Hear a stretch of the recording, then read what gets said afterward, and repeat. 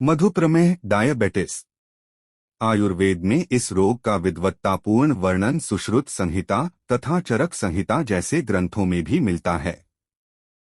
यदि हम संहिता ग्रंथों के 3000 वर्ष पूर्व के कालखंड पर विचार करें तो यह रोग पिछले 3000 वर्षों से भी अधिक समय से मानव जाति को पीड़ित कर रहा है।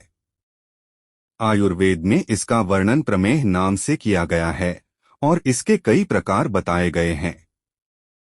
यह रोग, जिसे अब डायबिटीज के नाम से जाना जाता है, आयुर्वेद में मधुमेह के नाम से जाना जाता है।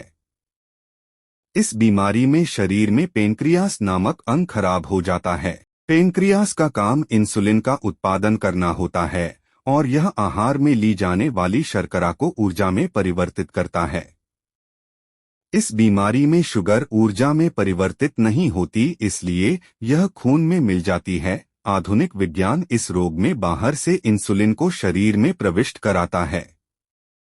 कारण: आधुनिक चिकित्सा विज्ञान इस रोग का कारण आनुवंशिकता को मानता है, जबकि आयुर्वेद चिकित्सा विज्ञान ने इस बीमारी के कई कारण बताए हैं। इस संबंध में एक सुंदर श्लोक दिया गया है।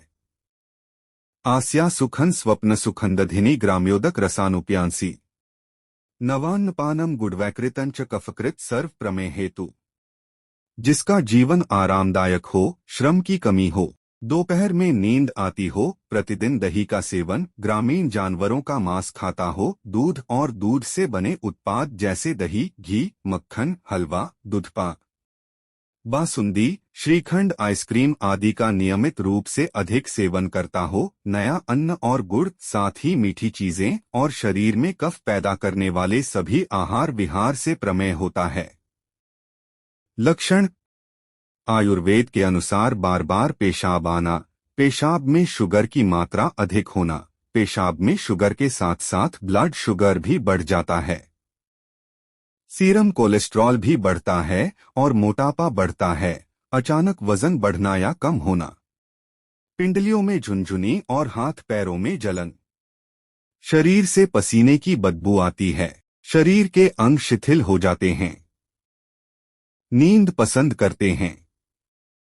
ऐसा प्रतीत होता है कि हृदय क्षेत्र, आंखों, जीभ और कानों के ऊपर कुछ स्तर है। शरीर के अंग बलिष्ठ प्रतीत होते हैं, नाखून और बाल बढ़ते हैं, ठंड पसंद आती है, गला और तालू सूखना, मुंह मीठा लगता है। उपचार: आरामदायक जीवन से बचना चाहिए और रोगी को युवावस्था से प्रौढ़ावस्था तक घूमना और व्यायाम करना बहुत अच्छा है। बुढ़ापे में चलते रहना चाहिए।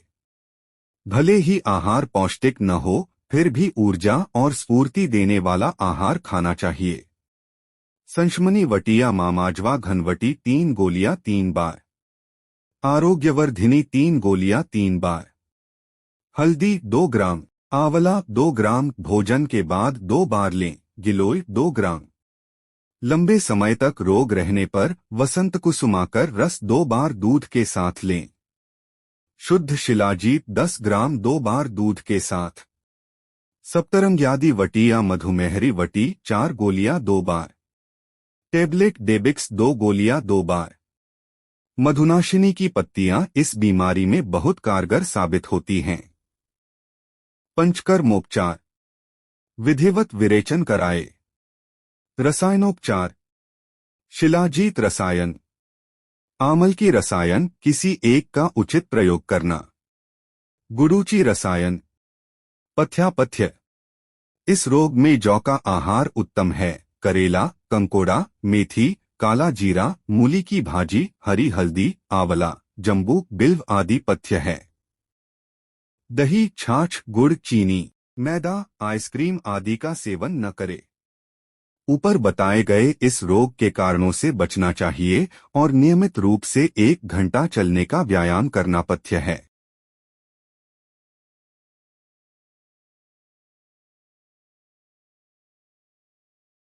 लाइक, शेयर, सब्सक्राइब कीजिए।